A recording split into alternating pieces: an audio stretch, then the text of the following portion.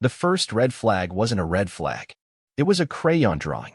It was taped, slightly crooked, on the side of our refrigerator, right next to the grocery list, and a magnet that said, "Love lives here," in faded script. My daughter, Maddie, had proudly scribbled it just that morning before school. Stick figures, bright yellow sun, and hearts floating over two people holding hands. But there were three people in the picture, not two. Me, I assumed, the taller figure with the tie. Maddie in the middle. And then another man, one I didn't recognize. Spiky hair, sunglasses, and a smile wide enough to split paper. Beneath it, in innocent block letters, Maddie had written, "Me and Mommy and Uncle Jay." Now, I don't know any Uncle Jay. Ashley, my wife, has a brother named Kevin. He's allergic to commitment, cheese, and kids. Jay? That name had never come up. Not once. Not in all the bedtime stories or weekend brunches or holiday phone calls. I stared at that drawing for too long. My eggs went cold. My coffee tasted like questions. I didn't say anything at first. Just peeled the picture off the fridge and slipped it into my jacket pocket. That's what you do when something doesn't sit right. You don't flip the table, you catalog it. You wait. You gather. You prepare. Because the truth? The truth always leaks, and it usually starts with the smallest crack. Later that night, Ashley got home late. Again. She breezed in wearing heels she swore were too uncomfortable to wear for dinner dates with me. Her lipstick was still perfect. Her hair still curled like she'd walked out of a catalog instead of a 10-hour shift at the design firm. "Big pitch," she said, dropping her bag by the door like a worn-out actress. Client loved it. We might land the whole account. I smiled, the kind you practice in mirrors before court hearings or funerals. "Good for you," I said. "Did you celebrate?" She nodded, pouring herself a glass of red from the bottle she usually reserved for anniversaries. "Just a little." Chase took the team out. He's such a good lead. Ah, Chase. I'd heard that name a lot lately. Chase thinks this. Chase suggested that. Chase says I'm undervalued. Always Chase.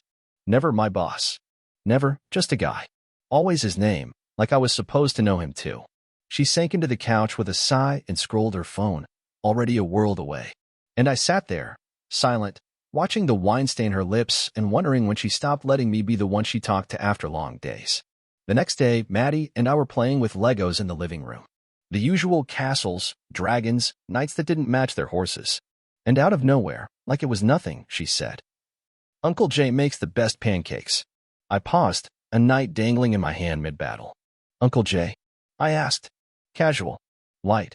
Like I wasn't mentally clawing through every Jay I'd ever met. She nodded, pressing a blue brick to a red one. "Yeah. He came over when you were at work. He brought Mommy flowers. And he let me ride on his back like a pony." My breath caught in my throat. "Did he come over a lot?" She shrugged. "Only when you're not home." Her voice was soft. Innocent. Like she just told me she liked apples more than bananas. I smiled, but it wasn't real. I felt the ground start to tilt under me, like a floorboard ready to split open. And in that moment, I knew something was broken. Not cracked. Broken. That night, after Maddie went to bed, I packed a small bag. Just the essentials: toothbrush, shirts, a copy of The Old Man and the Sea I Never Finished, and the drawing. I walked into the living room. Ashley was watching some reality show with glossy people yelling over wine. I stood in front of the TV, bag over my shoulder. "Where are you going?" she asked, annoyed like I was blocking her view of the train wreck. I held up the drawing. This was taped to her fridge. She glanced at it, blinked. "Oh, that's just something Maddie drew. She makes up people sometimes." She said his name is Uncle Jay, I said, calm as the grave, and that he comes over when I'm not home. Ashley didn't answer right away. Her face froze, just long enough to register that she'd lost control of the narrative. "I don't know what she's talking about," she muttered, standing. I nodded once. Then I walked out the door. Some people say betrayal feels like a stab in the back. Nah. For me, it was a scent. You see, when you live with someone long enough, you stop noticing the ordinary things. The way they butter toast. The way they hum while folding laundry. The smell of their perfume clinging to the hallway. Ashley wore rose noir. Light. Expensive. A little dramatic, like her. But when I returned to the house 2 days after I left, just to grab some files from the home office, not to talk, the hallway didn't smell like rose noir anymore. No, this was different. Stronger. Muskio. A scent I didn't recognize. And it wasn't faint. It lingered. Like a man had been here. Not just visiting. Occupying space. Leaving traces. I didn't go looking for evidence that day. I didn't need to. It was floating in the air. Like cologne and contempt. Later that night, I checked the home security app we both used. You know, the one she forgot I installed on the garage door 3 years ago. Turns out, someone named Guest iPhone had connected to our Wi-Fi last week. 3 times. Each time when I was at work. Each time when she claimed to be working late. I screenshotted it. Not out of shock, but principle. I already knew the truth. Now I was just building the case file. You don't confront a liar with guesses. You walk in with receipts. I kept things civil. Routine. We exchanged Maddie for school pickup. Coordinated dentist appointments. The usual script. But under it all, I was listening. Watching. Waiting. Ashley started to slip. She'd smile too much when she mentioned team lunches. Laughed too loud at texts she wouldn't let me see. Her phone never left her hand. Not once. That's when I knew the mask was starting to slide off. Then came Saturday. Maddie and I were playing with her dolls. She named one of them Detective Fiona, and I didn't ask questions when she said something that changed everything. We were mid-case. Apparently Fiona was investigating a missing cookie when Maddie, out of the blue, said, "Uncle Jay helped Mommy pick her new necklace. He said it matched her eyes. But Mommy said your eyes are nicer. Just not your smile." I stopped cold. Not because of the insult. I've heard worse from toddlers hopped up on juice boxes. No, it was the detail. A new necklace. One I hadn't seen. One I hadn't bought. And someone had been complimenting her eyes. The same eyes that used to look at me like I was the only man on earth. Now she saved those glances for Uncle Jay. That night, I waited. Ashley came home around 10. Smelled like wine. And guilt. I sat on the porch steps, arms crossed, watching her walk up like this was just another Saturday night. She stopped when she saw me. "Did you need something?" she asked, keys jangling like wind chimes between us. "I was in the neighborhood," I said. "Maddie mentioned your necklace. The new one. The one Jay picked out." She blinked. One beat too long. "Oh, that," she said, suddenly very interested in the door lock. "It was just a gift. From the office. For landing that pitch. Jay works at your office now?" Pause. "No.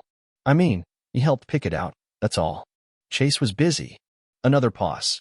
Then she said it, the dumbest lie I'd heard all week. "He's just a friend." Those 4 words? That's when you know you've crossed the threshold. The just a friend zone is where logic goes to die. I didn't argue. I didn't call her out. I just smiled. Because now I knew. Not just that she was lying, but that she'd been lying so long, she thought she was good at it. That was the most insulting part. Not the betrayal. The assumption that I wouldn't notice. Like I was the dumb husband in a sitcom. The one who kisses his wife goodbye while another man walks out the back door. Not me. Before she went inside, she turned to me.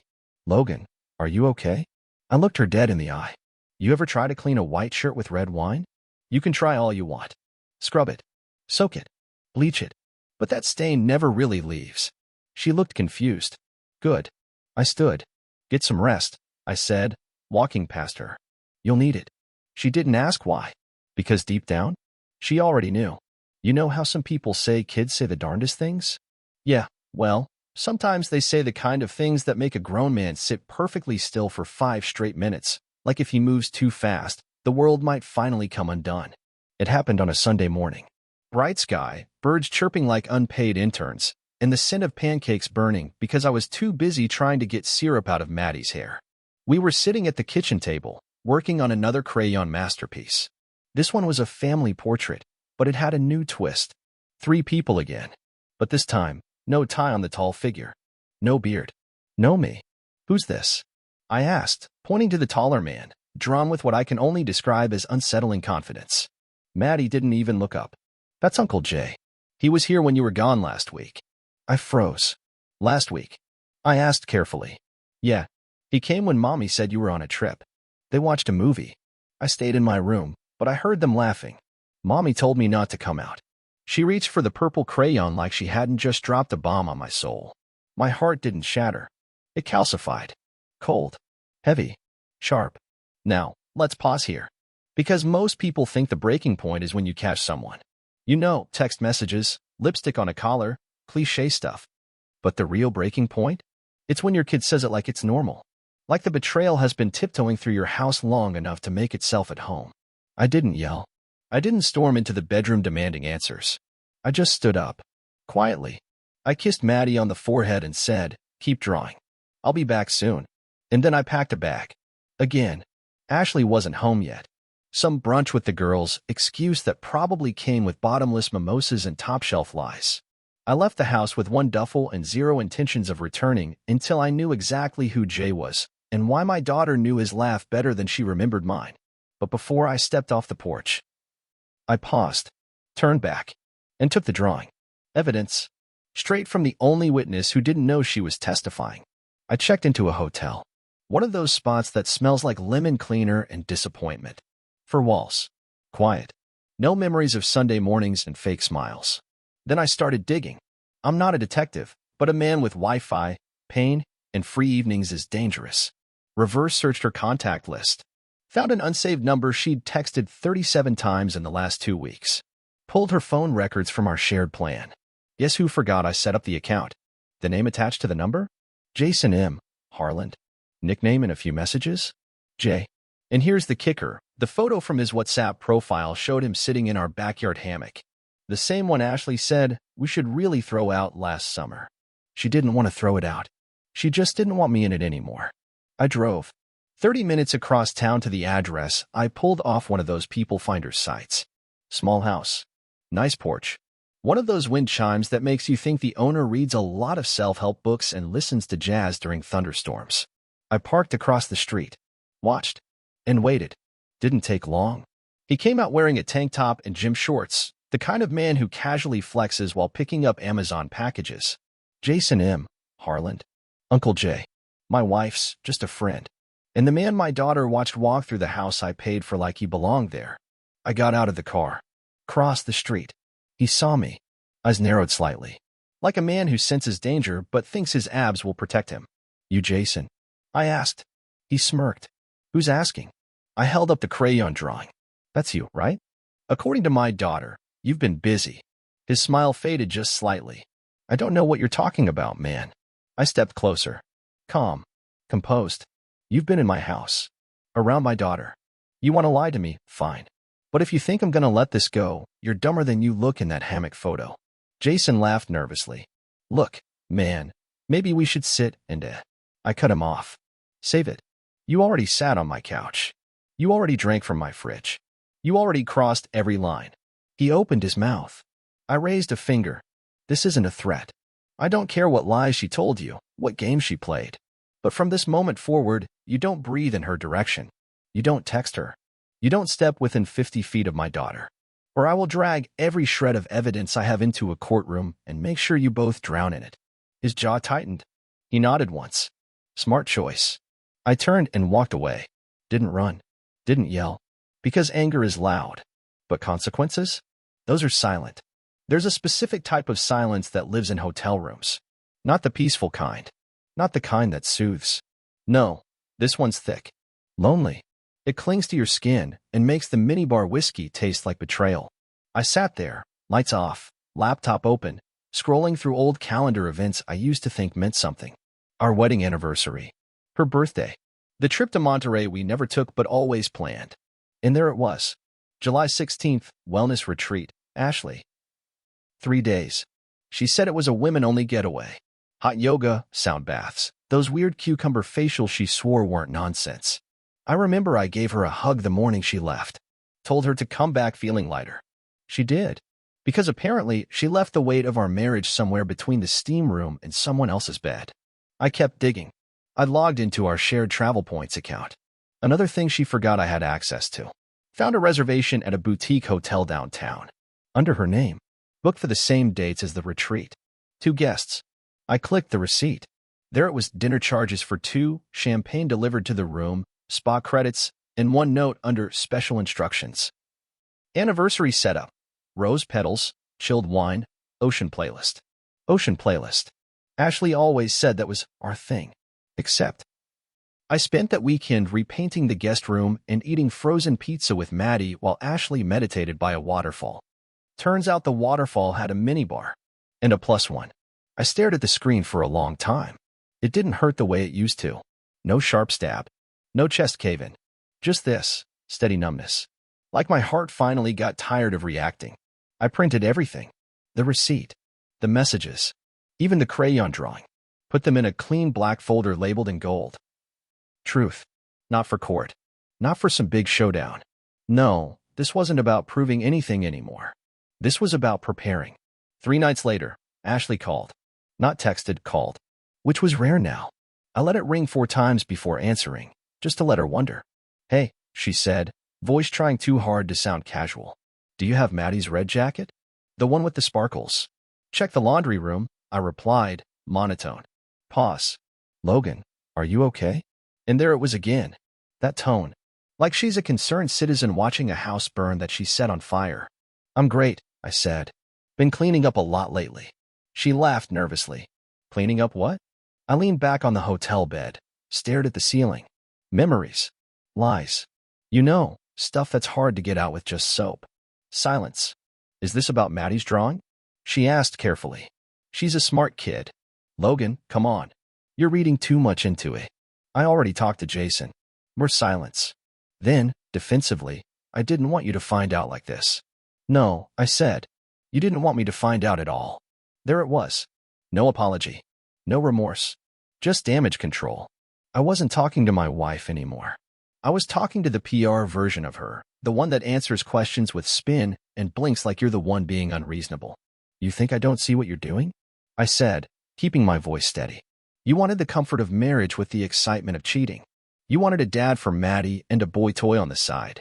You played house by day and played dress up by night. That's not fair. No, what's not fair is that I built a life with you while you were moonlighting with my replacement. You had the audacity to schedule an affair over our anniversary. Ashley didn't respond right away. When she did, it was cold. Well, maybe if you'd listened more instead of always fixing things like a handyman, I wouldn't have felt so invisible. There it was. Her trump card, blame. Because God forbid she take responsibility without dragging me through the mud first. I didn't cheat because I'm evil, her tone implied. I cheated because you left a window open. But the thing is, Ashley didn't just leave through the window. She climbed back in with someone else and made me think I was the intruder. You win, I said finally. I'm done. You're leaving. I smiled, though she couldn't see it. I already left, Ashley. You just didn't notice. Click. I sat in the silence after the call. Not the thick, hotel silence. This one was lighter. Because that's the moment I knew. She thought this was over. But she hadn't seen the rest of the plan. She hadn't read the folder. She hadn't watched me quietly take back everything she thought she stole. She was still playing chess. I had flipped the board. You ever notice how betrayal is loud, but revenge? Revenge is quiet. Like a paper cut between the fingers, small, sharp, and surprising enough to make someone question how the pain got in there in the first place.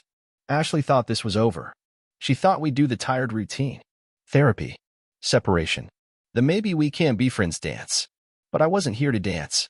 I was here to dismantle, slowly, carefully, legally. No screaming. No scenes. Just cold execution. Step 1. The bank. I sat down with the account manager, Mrs. Phillips. Sweet lady. Smelled like lavender and smelled nonsense from a mile away. I'd like to split the joint account, I said. She smiled politely. Reason for the separation, sir? Disinterest in charity, I said. She blinked. Excuse me. I no longer wish to sponsor a grown woman's double life. She stared for a second, then nodded and clicked the keyboard with a little more purpose. By noon, my name was off the credit card she used for her spa treatments and that subscription box she said was for self-care. Spoiler, it wasn't bath bombs. It was lingerie I never saw. By 1 p.m., I had closed the secondary card on our gas account, the one Jason was probably using to fill up his car like a raccoon at a buffet. By 3 p.m., Ashley was texting. Did you change the bank password? I didn't reply. By 3:01, she was calling. I declined. Step 2, the lease. Now the house? That was mine before the marriage. In my name. Paid off before she ever stepped inside. She added curtains, sure. A few art pieces. Maybe some decorative pillows that made the couch unusable for actual sitting. But the bones? They were mine. I met with my lawyer. Explained everything. Quietly handed over the black folder labeled Truth. Receipts. Photos. Call logs. Wi-Fi history. Maddie's drawing. The lawyer didn't say much. Just looked at me and nodded slowly. Do you want full custody? He asked. I want peace, I said, but I'll settle for quiet justice. Step 3. The will. I changed the beneficiary. Every life insurance policy. Every retirement account. Every, in case of emergency, contact. Gone. Replaced. She'd get nothing if I died, except maybe the echo of her own regrets. Now, here's the beautiful part of paper cuts. They don't hit you all at once. They sting later. In traffic. In the shower. When you go to pay for your wine and the card gets declined. And sure enough, by the next day, I got the text that told me the blade had landed. Are you seriously sabotaging me like this? What about Maddie? I didn't answer. Instead, I sent one line back. I'm not sabotaging you. I'm just unsubscribing. That night, she showed up at the hotel. Yep, in person. Hair done. Mascara working overtime. That look women get when they're not sure if they want to apologize or manipulate. Logan, can we talk? She asked, breathless. I opened the door halfway. Didn't invite her in. About what? She hesitated. You're punishing me. No, I said. I'm removing you. From what? I smiled. From everything. She blinked, genuinely caught off guard. Like I was the one breaking her heart. You can't just erase me, she whispered. Ashley, I said softly, leaning in just enough for her to smell the closure. You erased yourself. I'm just finishing the job. And then? I closed the door. Didn't slam it. Didn't lock it. Just closed it. Quietly. Behind that door, I didn't feel triumphant. Didn't feel victorious. I felt awake. Because revenge isn't about pain. It's about clarity. And for the first time in months, everything was clear. You ever cook for someone who doesn't deserve it? You stand there, flipping steaks, boiling pasta, setting out their favorite drink. And the whole time, you're remembering every lie they spoon-fed you like it was sweet tea. Still, you keep cooking. Because this wasn't dinner. It was the finale. I invited Ashley over. Said we needed to talk through things like adults. She said, you're not gonna yell, right? I smiled. No. I'm done raising my voice for someone who won't raise their standards. She arrived like she always did when she wanted control, subtle makeup, just enough cleavage to distract a weak man, and that perfume, the one I used to associate with love. Now it just smelled like warnings. We sat down. Steak. Her favorite. Candlelight. Not romantic, surgical. I poured the wine. She reached for her glass like this was some olive branch moment. Like I was about to cry and beg her to try again. Instead, I slid an envelope across the table. She opened it. Inside, a copy of the affair timeline. Her messages. The hotel receipts. One photo of Jason in my robe, thanks to the hidden camera I planted after Maddie's crayon confession. I didn't say a word. She looked up at me like the air had vanished. You planned this? She asked. I took a bite of steak. No. You did. I just set the table. After the dinner, Ashley tried everything. Anger. Guilt. Nostalgia. You're really gonna throw away our family over some mistakes? No. I wanted to say. You did that. I'm just folding the paper you tore. But I didn't need to say it. The house was already saying it for me. She walked through the rooms like she was touring a museum of a life she no longer owned. The photo of our wedding? Gone. The necklace she left on my nightstand? Boxed up. The side of the bed she used to own like royalty? Empty. She stood in the hallway, surrounded by silence. You still love me, don't you? She asked. I met her eyes. Love? Maybe. But respect? That died with your alibi. Maddie was the only part of this that mattered. I wasn't fighting for furniture. I wasn't crying over curtains. I was fighting for the right to raise my daughter in a home where bedtime wasn't followed by betrayal. Ashley assumed we'd split custody like we split dinner bills. But my lawyer had the folder. The evidence. The recordings. And most importantly, Maddie's voice. A single clip. 30 seconds. I don't like when mommy has boys over. They don't smile at me like daddy does. That was it. That clip did more than 1,000 accusations could. At the hearing, Ashley tried to clean up. Polish lies. Crocodile tears. The judge didn't buy it. I walked out that day with primary custody, a full reset, and a piece of paper that said, you win, Dad. Not from the court. From Maddie. Jason tried to reach out. Of course he did. Texted me at 2:14 a.m. Hey man, I just want to say I didn't mean for this to happen. I stared at the screen for a long time. Then replied. Funny. You didn't mean to betray me, but you still did it with your shoes off in my kitchen. He wrote back. She told me you guys were basically done. They always say that, don't they? She told me you were boring. She told me you were cold. She told me you didn't listen. You know what she never told him? That I was the one who stayed. Through the miscarriages. Through the layoffs. Through the nights when she cried over nothing, and I held her like she was everything. I blocked his number. That was my final word. It's quiet now. Not the kind of quiet that suffocates. The kind that heals. The house feels different. Not because I changed the furniture, because I changed. No more walking on eggshells. No more waiting for her to come home late with a new lie on her tongue.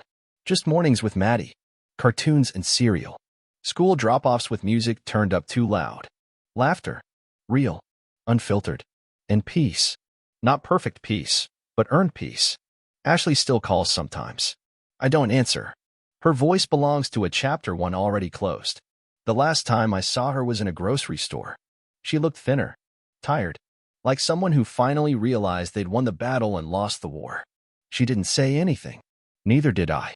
We just stood in silence, 10 feet apart, like strangers waiting on opposite ends of a truth neither one could hold anymore. She left first. And I stood there, smiling, because that moment, that quiet little scene, was the real revenge. Not fire. Not fury. Just knowing she had it all and lost the only part that mattered. Me.